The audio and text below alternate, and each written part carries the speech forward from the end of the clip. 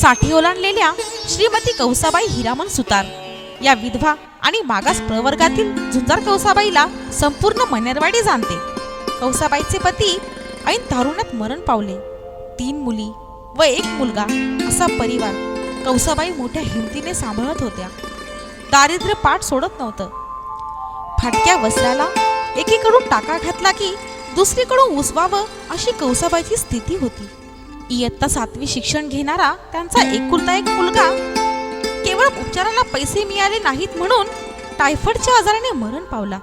आपल्या जीवनात असणारा एकमेव आशेचा किरण नाहीसा झाला. तरी कौसाबाई डगमगल्या नाहीत. उरलेल्या 3 मुलींना त्यांनी मुलांसारखं शिकवलं व त्यांची आपल्या ऐपतीप्रमाणे लग्नही लावून दिली. आणि त्या 10वी पर्यंत, कांताबाई 7वी पर्यंत, तर शांता 4थी पर्यंत शिकून सासरी संसार करू लागल्या. कौसाबाई आजही मजुरी करतात आणि आपल्या 3 मुलींच्या संसाराला देखील हातभार लावतात. आपल्या 6 नातवंडांना स्वतःची मुलं समजून कौसाबाईंनी सुसंस्कृत केले. सगळ्यात थोरला नातू महादेव बबन कांबळे जिल्हा परिषद प्राथमिक शाळा मिरगाव पांढरी येथे प्रेरक म्हणून नोकरी करतो.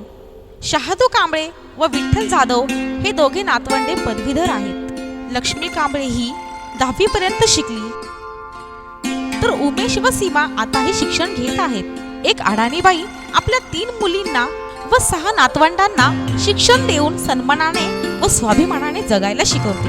गावकुसा बाहेरचं जगणं आणि समाज व्यवस्थेने नाकारलेलं दुःख मातीत गाडून ही बाई उभारी घेते. आयुष्याचा क्षणाक्षण इतरांसाठी जगते. अशा कौसाबाईंना भीती वाटते ती एकटेपणाची. सगळ्यांच्या पंखात आता बळ आलंय पण माझं घरटं सुनो होईल.